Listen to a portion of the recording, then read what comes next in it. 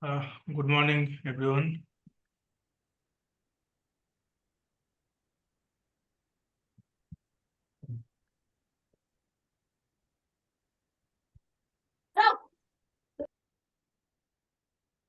Am I audible to everyone? Yes, sir. Okay. Let me share my screen. So let's wait for a couple of minutes for others to join. And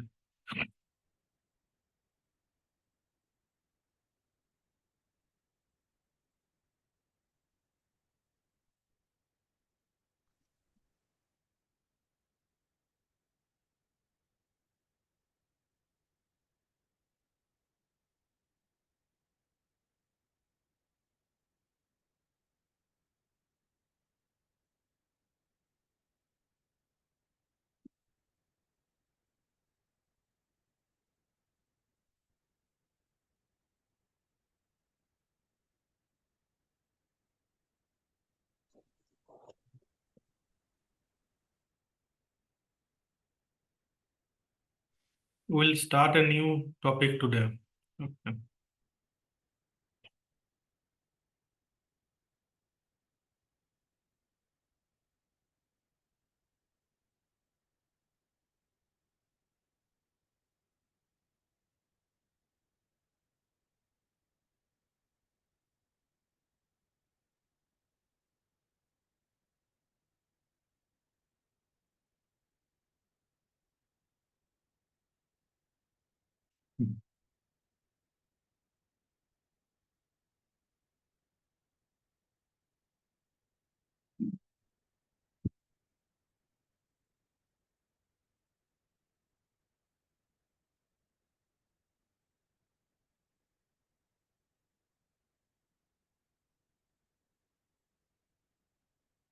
Where are the rest of the people? It's only 65. Sir, where we have to send the assignment? Okay, so yeah, so I have uploaded, you can see I have uploaded tutorial as well as assignment. Okay. Assignment you have to submit in this Google Classroom. You do in your notepad or any A4 sheet and then upload to this Google Classroom. And sir then tutorial का answer की मिलेगा क्या? I have also uploaded the answer key for tutorial 1. Okay, let me stop share this one. Then let me share this screen. Screen. What is this? Screen, yeah. Okay, you can this. I have uploaded this tutorial 2. Okay, this is related to this coordinate system mainly. Okay, and I have also added answer key to this tutorial 1. You can check. Okay, only the final answers. And the third thing that I have uploaded is this assignment. And the assignment due date is Friday. Okay, 30th August.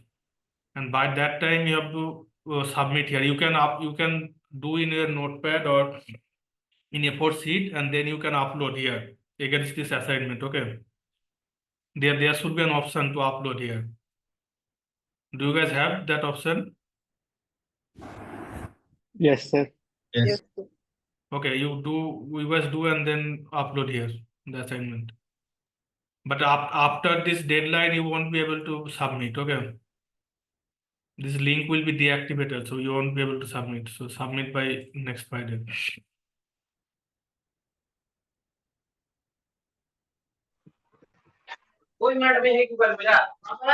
अरे even हम voice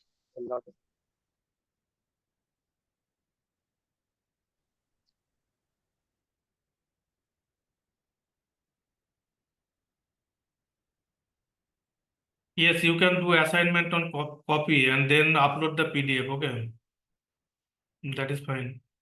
Everything is written. Just don't ask in chat. Everything is written in the assignment. You can see the deadline also there. That is 30th August on Friday.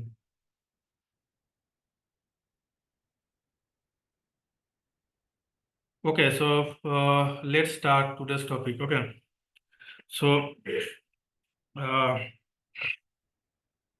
today we'll start this topic, motion of system of particles.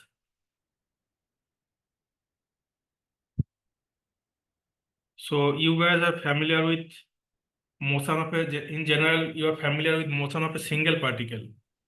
That if we give you a particle of mass, let's say mass m, and someone tells you that okay, this particle is located at this coordinate x and y, or the position vector is r, then you know how to solve for this particle. This is a single particle, and by applying Newton laws of motion, you can you can solve various problems related to this particle or a body or something. So that is and this is you are familiar with that. If you have only single particle, how to solve the problems. And we will mainly look at the conservation laws. Okay, we'll mainly look at the conservation laws. Conservation laws for linear momentum. We'll particularly look for linear momentum, angular momentum,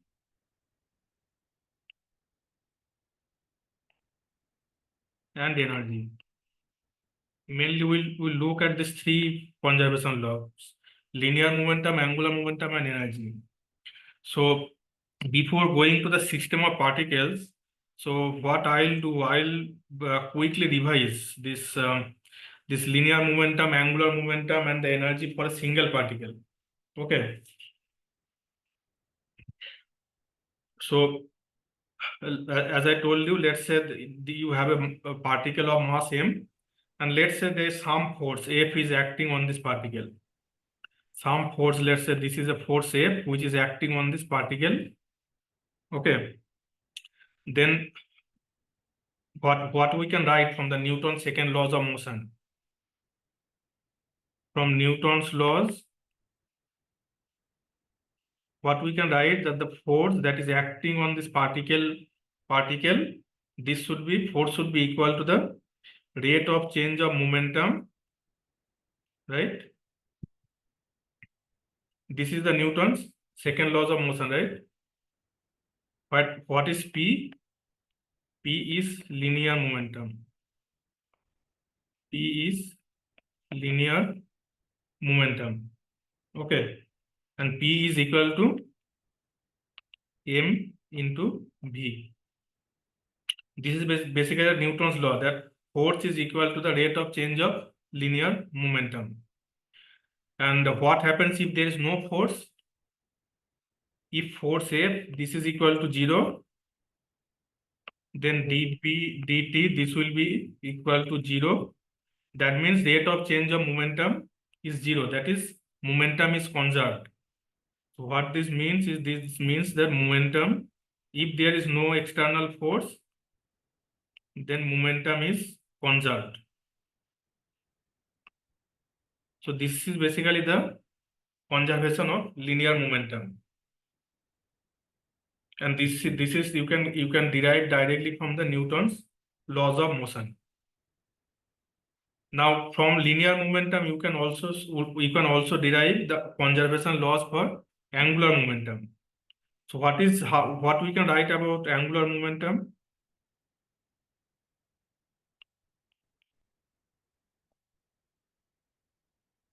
As I told you that this particle has mass m, and this is located at this position vector r, and its linear momentum is p.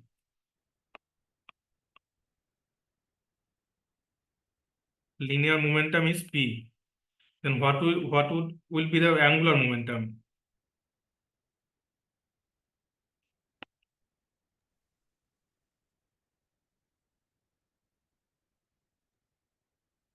What is the angular momentum for this particle? R cross P. Yes, angular momentum will be r cross p. This will be the angular momentum. And what will be the torque then?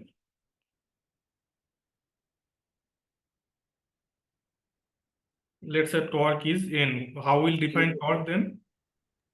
dl by dt. dl by dt, or dl by dt will happen, but before that I want to define in terms of these linear quantities, not in terms of the angular quantities. dt by dt into This will be r cross. If you know the force and the radius vector, then torque is r cross f. Like angular momentum is r cross p, torque is r cross f, right?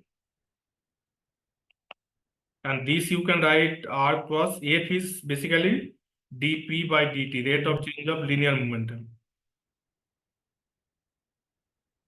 This is dp by dt. And this you can also write again d dt by r cross p minus dr dt cross p. So I have added this dr dt cross p here. So I have subtracted again dr dt cross p. This is simple algebraic manipulation. Okay. But what is this term? This term should be 0, right? Because dr dt is basically v, velocity when it is cross product with momentum, that will be 0, because dr dt is v, dr dt, this is equal to v, and p is equal to m into v. So v cross mv, this should be 0, right?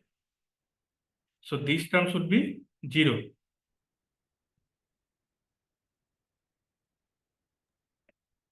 So this term should be 0. So what we can write, then this is just this d dt of r cross p. And what is r cross p? R cross p is basically angular momentum. So we can write dl by dt. So you can show this torque is equal to dl by dt, rate of change of angular momentum. And so again, if torque is 0, if n is 0, then rate of change of angular momentum dl dt is also 0. And this is basically your conservation of angular momentum. This is basically conservation of angular momentum. Okay. And how we will find out conservation for energy? So that will be little bit elaborate. I'll derive how to do conservation of energy. Okay.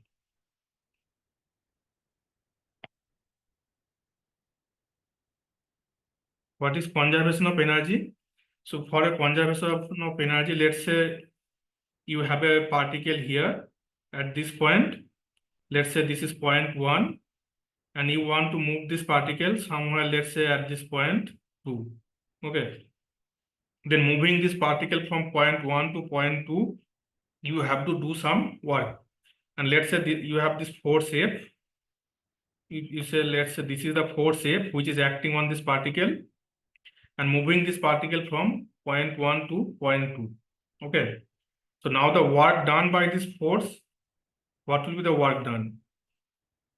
Work done by this force will be W12. This will be, it is moving the particle from point 1 to point 2, and the work done is F dot D into R, right? This is the total energy, this is the total work done by this force in moving the particle from point 1 to point 2. Okay, and this is the total energy as well.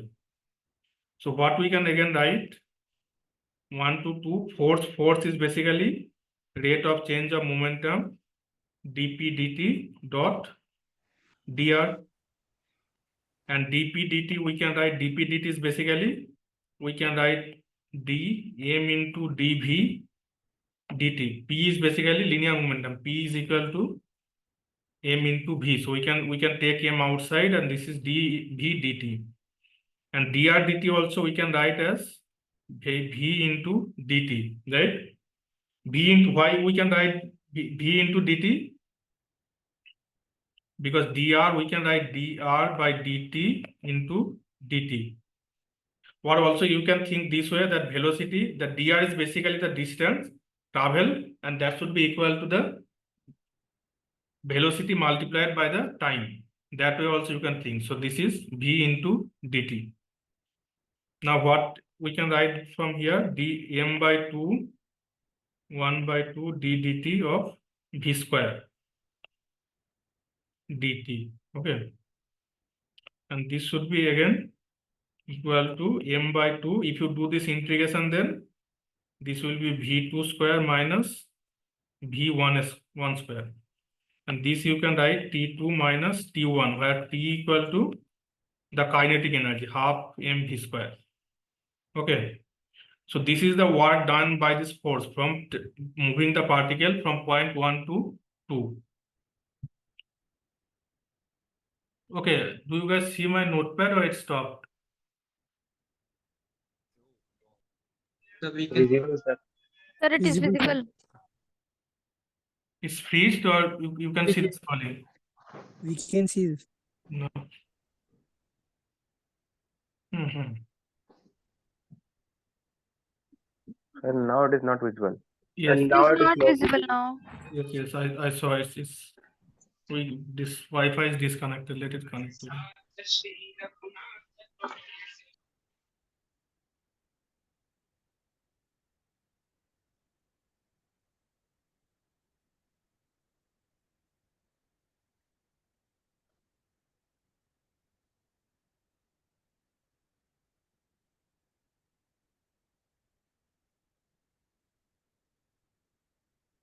Okay, so this is the total energy or the work done by this force in moving the particle from this point 1 to point 2. That is T2 minus T1.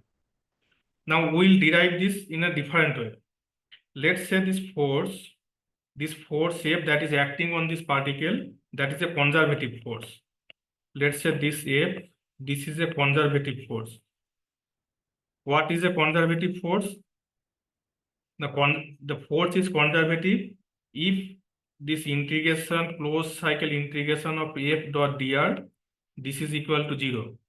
For example, you are moving a particle from this point along some path and you come back to the same path, and there is no work done, then this force will be a conservative force. Okay, or other way you can also write, if curl of f this is equal to 0, then also f is called a conservative force. Or another definition also you can say, what is conservative force is that, let's say you are moving a particle from point 1 to point 2, and this integration 1 to 2 f dot dr. Okay, this is the work done. Okay, this is the work done. Now you can go from point 1 to point 2, you can go in a straight line, you can go by taking this path, you can go by taking this path. It's up to you which path you take. Okay, but if f is a conservative force, then this integration will be independent of the path. This will be independent of the path between 1 and 2 for a conservative force.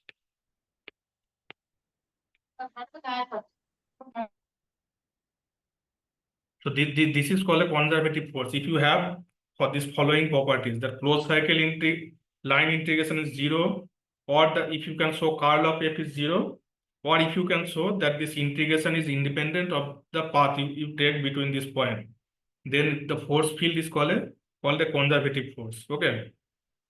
Now, if you have a conservative force, then you can write, if you have a conservative force, then you can write F is equal to minus gradient of V, where V is potential. Okay. Where V is potential. This is true for a conservative force. This is for conservative force. This is for conservative force. Okay. Now we want to do the same integration again. This same integration, but we'll replace f by this potential. Okay. So we want to do the same integration 1 to 2 f dot dr, but we'll replace f by minus gradient of v. Okay. Let's replace f by minus gradient of v dot dr. Okay. And this is equal to 1 to 2 minus dv. This quantity is, this is basically change in the potential multiplied by the same infinitesimal change in the coordinate. So this is will be equal to dv, not plus minus, this is plus dv. Okay. And this is equal to v1 minus v2. So you can see this integration, we can say this is either t2 minus t1 or v1 minus v2. So what we can write that t2 minus t1, this should be equal to v1 minus v2. Or you can write t1 plus v1. This is equal to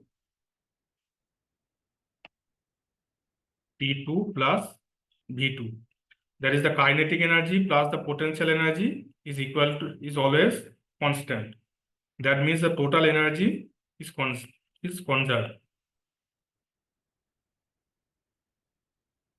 This is total energy is conserved. Okay.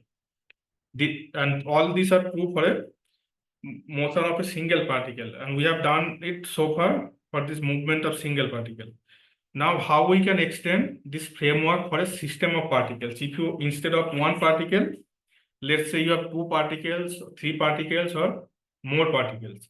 Okay. Then how we can extend this framework, this conservation laws of linear momentum, angular momentum, and the total energy. Okay. So let's consider system of particles.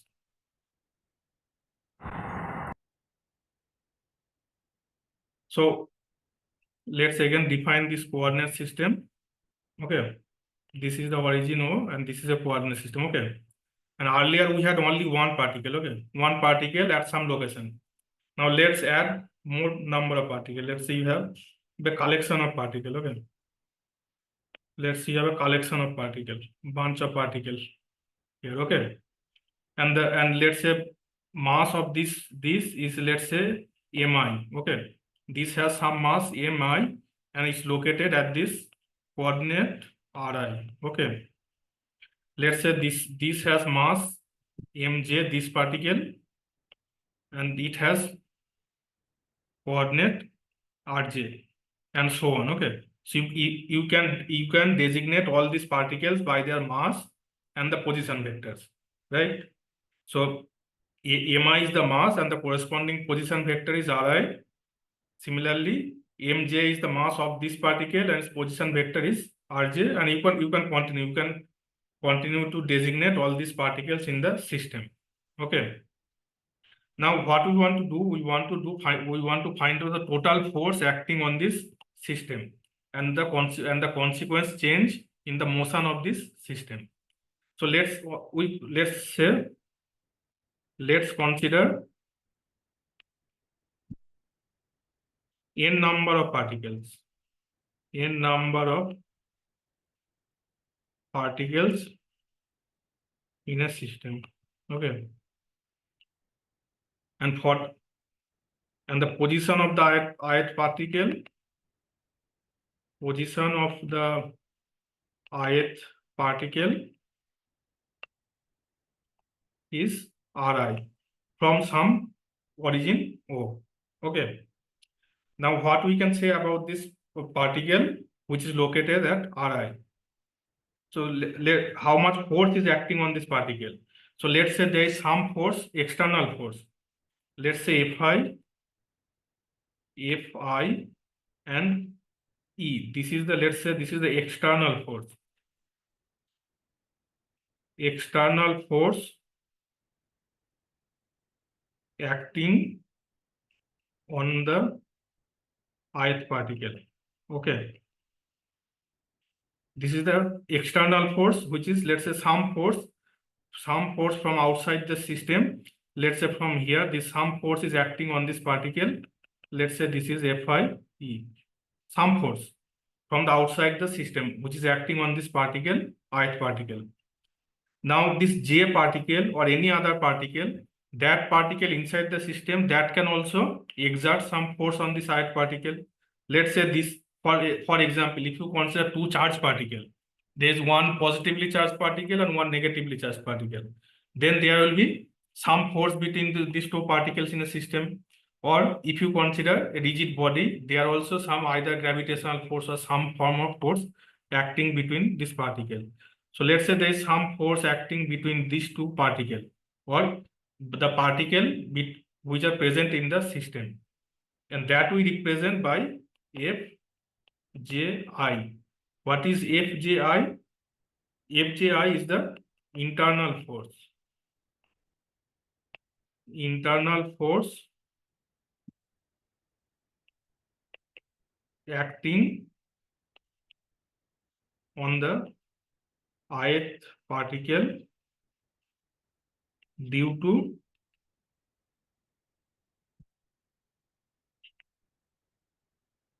particle J. This J particle that is exerting some force which is designated by Fji on this ith particle. Okay. Now not only the jth particle, all other particles in the system will also exert force on this ith particle similar to this jth particle. So we can sum all these internal forces. So we can sum over all the internal particles Fji. Okay, before this, do you guys know what this sign means? Yes, sir. Tau. Yes, Summation. this is called summation, right? Like if you have, let's say, x1 equal to 2, x2 equal to 3, x3 equal to 4, then instead of writing x1 plus x2 plus x3, you can write, let's say this is summation over xi, right? Xi plus 1. And let's say I will be from 1 to 3. Then you can do this summation, right? All of you know this summation? Yes, sir. Yes. Yes, sir. Yes. Yes, sir. Yes, sir. Okay, so what Yes, sir. I will do, I will not always specifically mention the limit, but I will mention the index. Okay, that index it is running. Okay. Okay, so then Fji, if you sum over all the j particle, that will be the total internal force. Total internal force on the jth particle. Okay. Sorry, on the ith particle. On the ith particle. So what is the total force on the ith particle? The total force will be then this external force Fi plus this summation over Fji, right? Then the total force acting on ith particle, that is sum over, sorry, sum over Fie plus sum over j. This, you remember, this is summation over j, not summation over I. Okay, this is summation over j Fji, and this should be total force should be equal to what? From our previous motion of single particle, what should be the summation of this total force? This should be equal to what? Can you guys tell? In Newton's laws of motion, we have seen what is this quantity. The total force that is acting on a particle, that should be equal to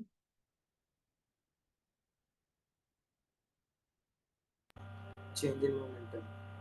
yes, rate of change of momentum. We have written that this should be equal to the rate of change of momentum, F equal to dp by dt. And this is same thing here. This is for total force acting on this ith particle, and that should be equal to the rate of change of momentum of this ith particle. Okay. This should be dpi divided by dt. Okay. Now this is only for the ith particle.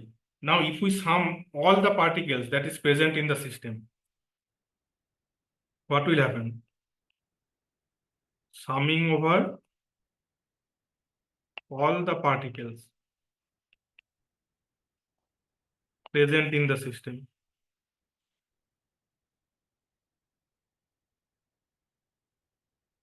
This is the total force acting on the ith particle. Now the total force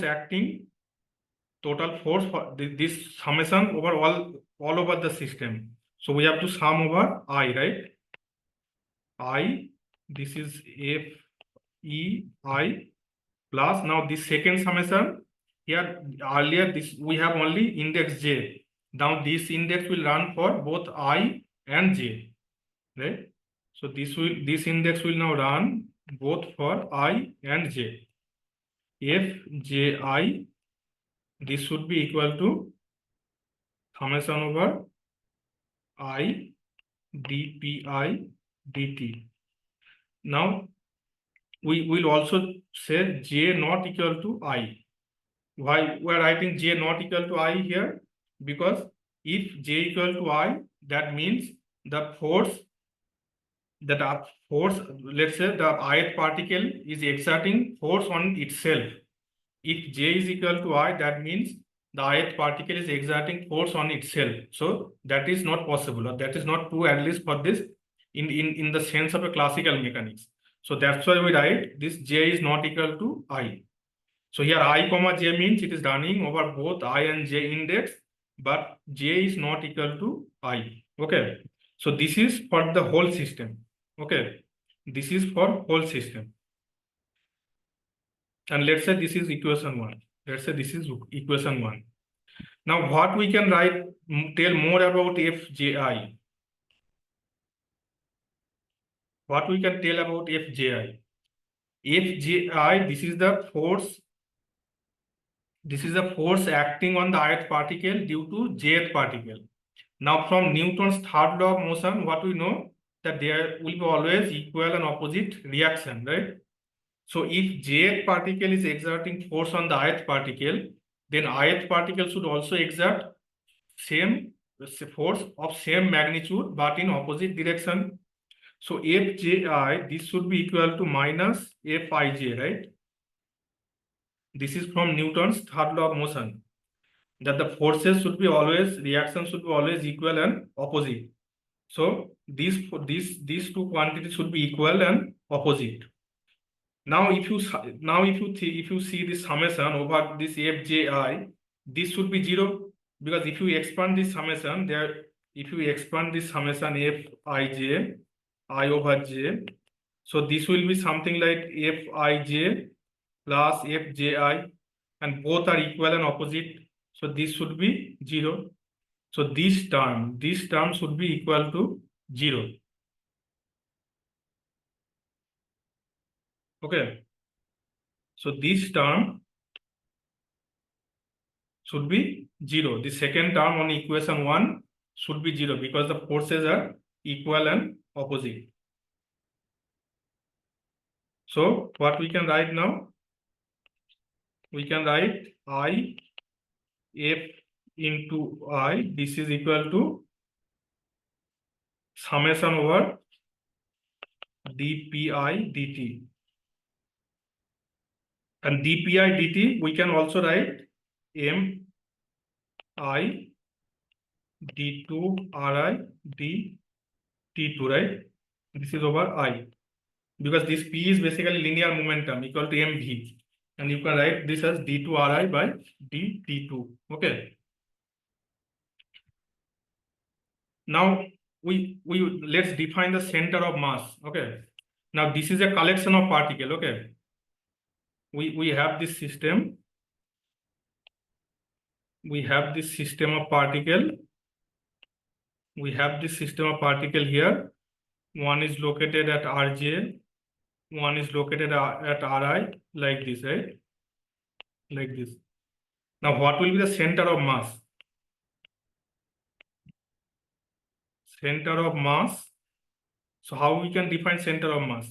Let's say this is equation 2.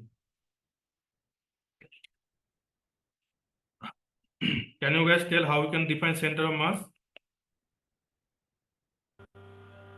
Summation mi upon summation mi. Yes, center of mass should be R. This should be equal to summation over I, mi, Ri divided by mi. Is this clear to everyone? Yes, sir. And what is summation over mi? That is the total mass of the system. So this is mi ri divided by m, right? So if you replace this mi ri into equation 2, what will get? Put center of mass in equation 2. So we will replace mi ri by m into r. This mi ri, this is equal to m into r. So if we replace here mi ri, this will be m d2r dt2, right? So then we'll get I f e I. This should be equal to m d2r dt2. And summation over fi, that means the total force that is exerted on the system. So that is, you can write m d2r dt2. This is equal to fe, that is the total force exerted on the system. So in doing all this, what we have done so far, what we have shown here. So we have shown that if some external force is acting on this system of particles, then it feels that only the center of mass moves. There is no other changes in this system, as if the whole force is acting on the center of mass, and in which this total mass m is concentrated. Okay. So what is the result of this external force F into E? This is that the center of mass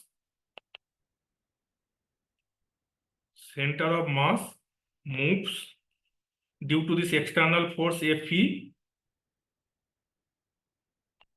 as if the total external force F into Fe acting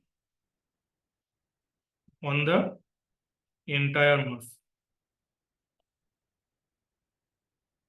of the system is at R. So basically, this means that if you apply some external force on this system of particles, this system will move as if the whole mass of the system is concentrated at the center of mass coordinate, and the system will behave accordingly. And then if F is 0, then there will be no change of momentum in the center of mass, and that is your conservation laws of linear momentum. Okay. So we are having the same conservation laws of linear momentum. Only change is that now the mass is located at the center of mass coordinate. Instead of at each Ri and Rj vector, this whole mass is concentrated at center of mass, and then the linear momentum is conserved for this system. Okay. Is this clear what we have done so far? This is very important. Okay. Sir, could you please drag down to the last slide? Last slide here. Yes, sir.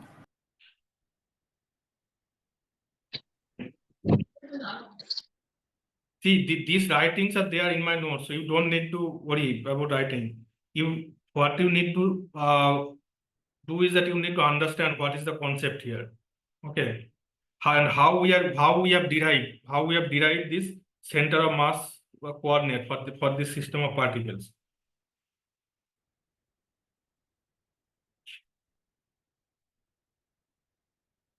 Do you guys have any questions so far? What we have done for this system of particles?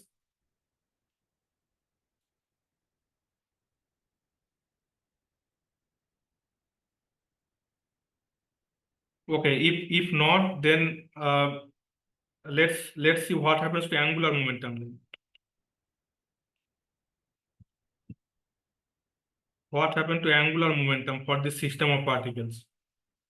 So what we can write about angular momentum now?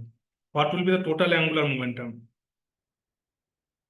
How we can write the total angular momentum for this system of particles? Can you guys tell some of you?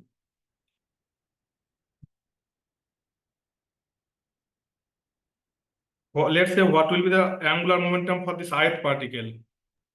Ri cross pi. Ri cross pi.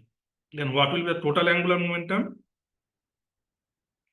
This will be summation over all the ith particle Ri cross pi, right?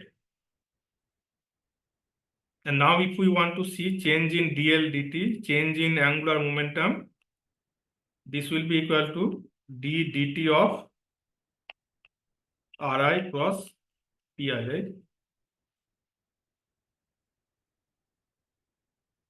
And this we can write summation over Ri cross dpi by dt. Okay.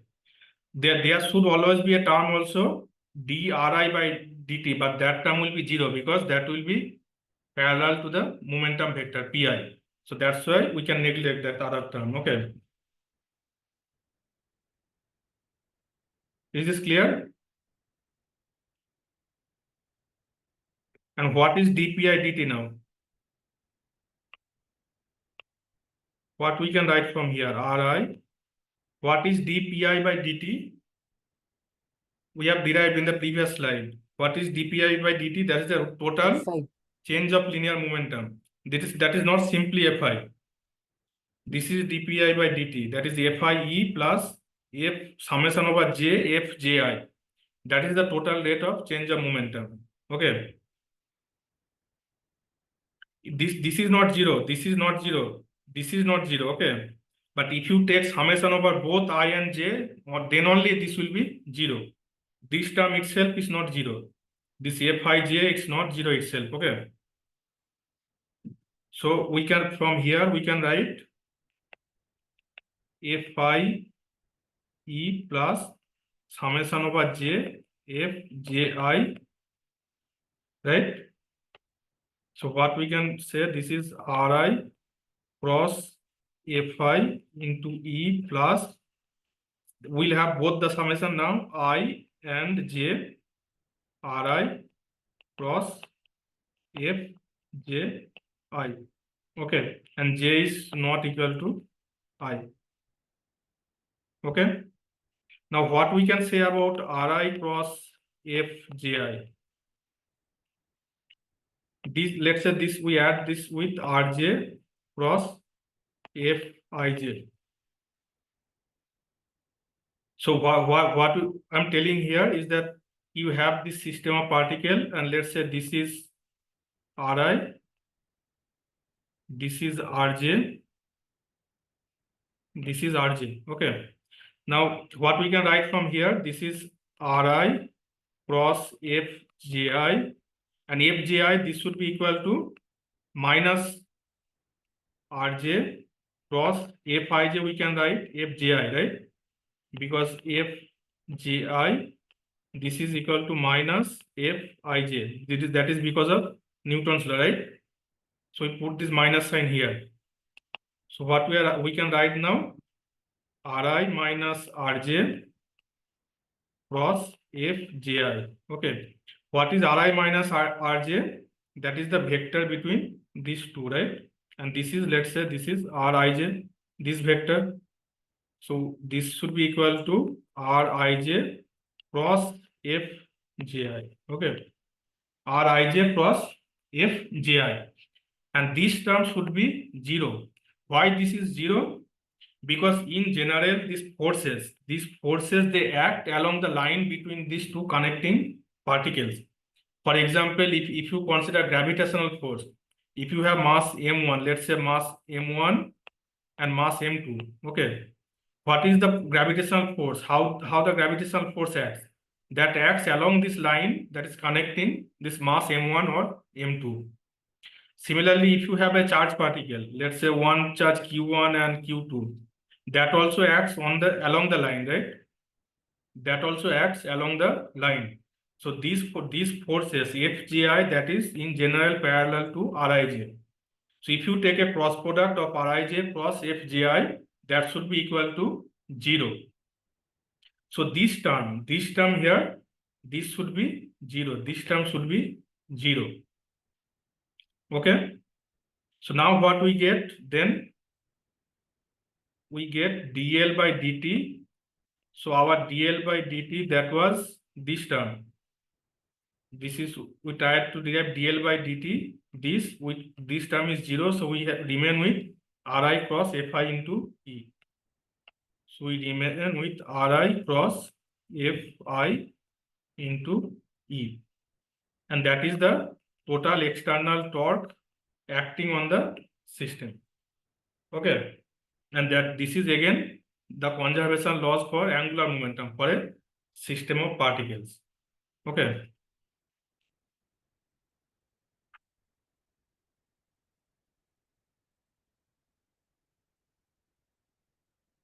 Now, how we can do conservation for energy?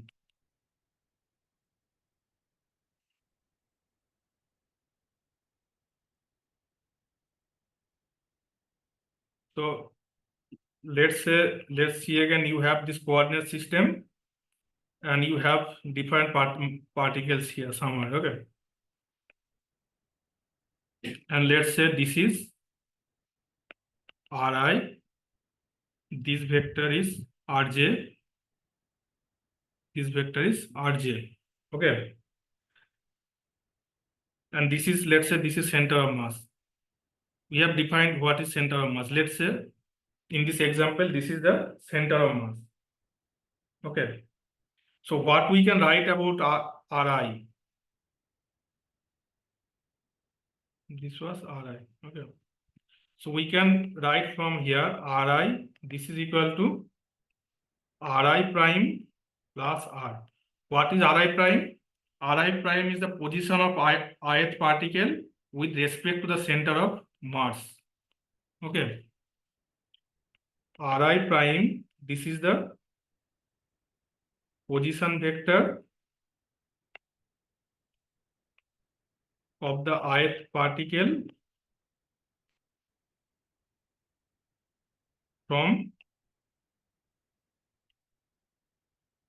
the center of mass.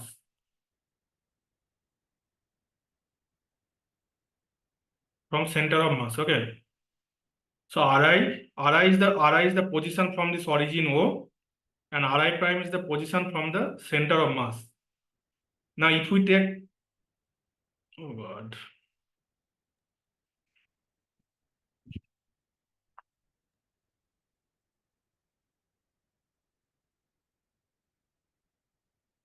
Okay, my notebook disappeared again, right?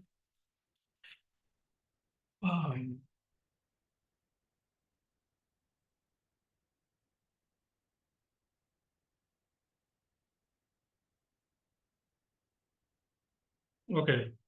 So now if we then if Ri equal to Ri prime plus R, then if we take time derivative, we'll get velocities, right? So then we can also write Vi equal to Vi prime plus R, or not R. This is will be equal to V. Okay. So what is Vi? Vi is the velocity of the ith particle with respect to origin O. Di prime is the velocity of the same particle I with respect to the center of mass, and V is the velocity for the center of mass. Okay. Now, what will be the work done again? Now, work done to moving the particle. Work done to move the particle, ith particle, how much will be the work done? 1 to 2 Fi, that is force acting on the ith particle, plus Dri, right? That is for the ith particle. Let's say this is for the ith particle. Is this clear? What is the work done for the ith particle? We have defined this for the single particle. We have defined here that the total work done is taking the particle from 1 to 2, and this is F dot dr.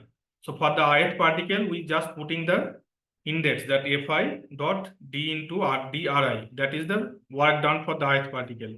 Okay. Now what will be the total work done then? Then the total work, that will be simply W12, and if you take summation over all the ith particle, if you take summation over all the ith particle, that will be Fi dot d Ri. That is the total work done for this system of particles. Okay. And we have shown that this should be equal to T2 minus T1. This should be equal to T2 minus T1. We have shown earlier. And what is T2? T is the kinetic energy. T is the kinetic energy. T is the half Mi into Vi square. T is the kinetic energy. Okay. And this we can write again. What is Vi? Vi I write here. Vi prime plus V. So we can write this equal to I. So we can write Mi Vi, basically Vi prime plus V dot Vi prime plus V. Okay. Is this clear what we are writing here?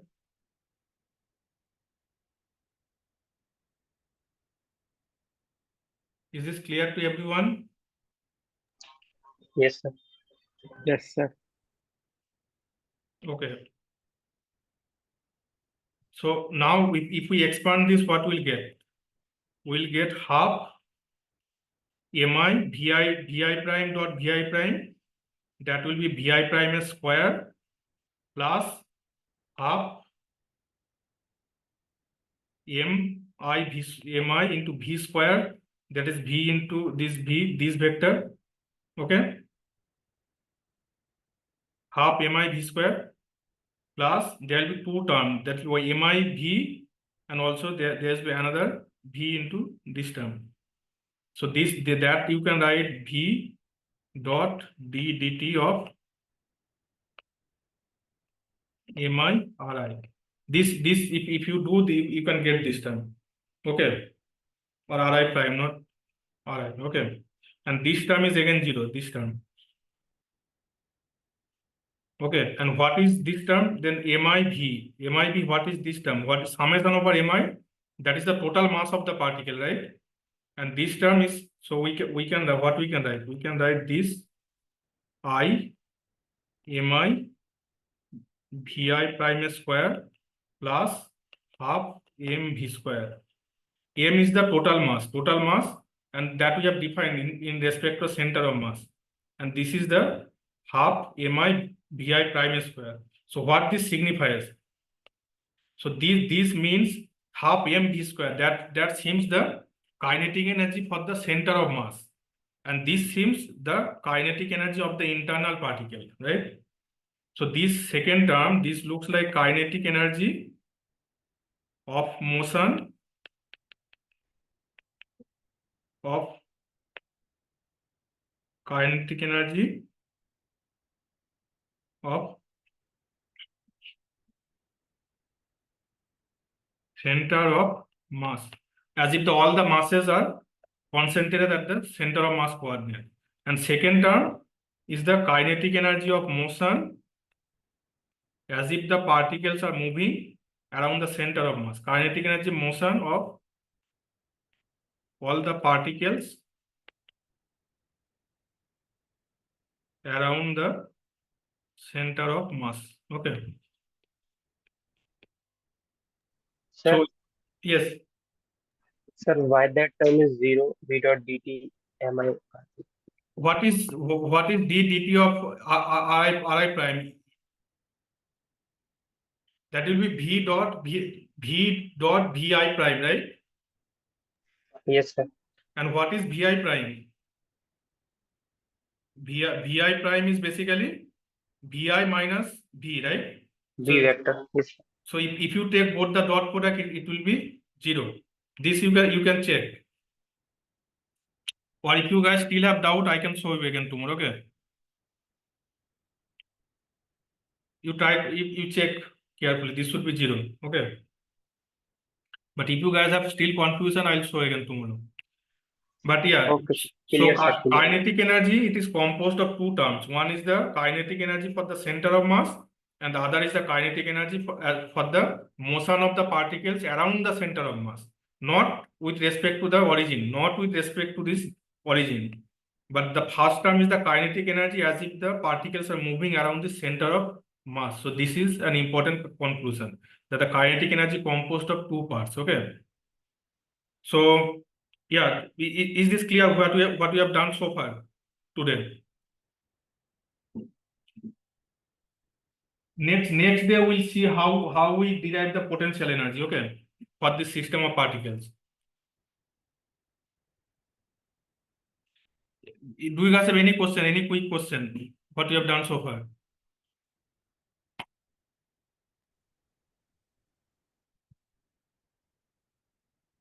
Any quick question? Otherwise we'll end because we don't have time much. Sir, in that T is equals to half mi vi square. Sir, the step which you have written just next to it, can you explain that, sir? How you have written that vi prime plus v vector Because I told you the position vector for the ith particle, that you can write the position vector of the center of mass plus position vector from the center of mass. So you can write Ri equal to Ri prime plus capital R, right? Yes, sir. Clear, sir. And then if you take time derivative, then it will be Vi equal to Vi prime plus V. And so I have just replaced Vi by this formula, Vi prime plus V. Yes, sir. Clear, sir. Okay, then let's end here and then we'll meet again on Monday. Okay, and okay, then let's see you guys on Monday. Okay, bye bye.